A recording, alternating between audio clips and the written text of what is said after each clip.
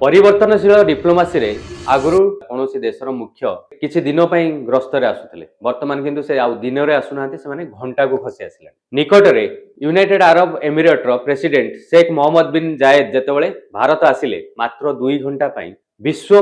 परिचित्र रे सेटा गोटे पूरा आलोड़न सृष्टि कला कौन पाई ना कहीं एक्सपेक्ट करनथिले जे यूएई रो प्रेसिडेंट एमती 2 घंटा भारत आसु कौन पाई मात्र 2 घंटा इवन देखा जाए जदि ता पूर्वरु जेतेबेले राष्ट्रपति पुतिन आसते भारत से मात्र 6 घंटा आसते ये जो 2 घंटा आसते से 2 घंटा भितर कहुच्छी पाखापाखि $400 बिलियन ट्रेड डील खाली से नुहे security cooperation defence cooperation agreement जमती पाकिस्तान सहित साउदी अरब डिफेन्स कोऑपरेशन ऊपर एग्रीमेंट करी वर्तमान यूनाइटेड अरब एमिरेट भारत सहित डिफेन्स कोऑपरेशन एग्रीमेंट करी ता व्यतीत ऊर्जा इवन गैस गैस ऊपर डील आउ एई डील टा कौन पाई वेरी इंपोर्टेंट इवन कहुच्छी पूरा विश्व रे इवन डोनाल्ड ट्रम्प ठार आरंभ करी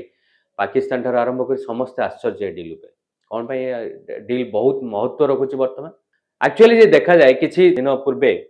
पाकिस्तान साउदी अरेबिया आउ तुर्की एमाने सब चाहूले गोटे इस्लामिक नाटो करने जो 56टी इस्लामिक कंट्री अच्छी ताकू नहीं गोटे इस्लामिक नाटो करने समस्ते प्लान करते ये जो वर्तमान south UAE United Arab Emirate आ भारत मध्य जो डिफेन्स एग्रीमेंट हो गला सेटा से नाटो इस्लामिक नाटो पे गोटे बड़ शक्त धक्का आउ एटा गोटे मास्टर स्ट्रोक बेली कह जाउछि। दर्शक बंधु आपन मतामत कौन निश्चय जणाइबे।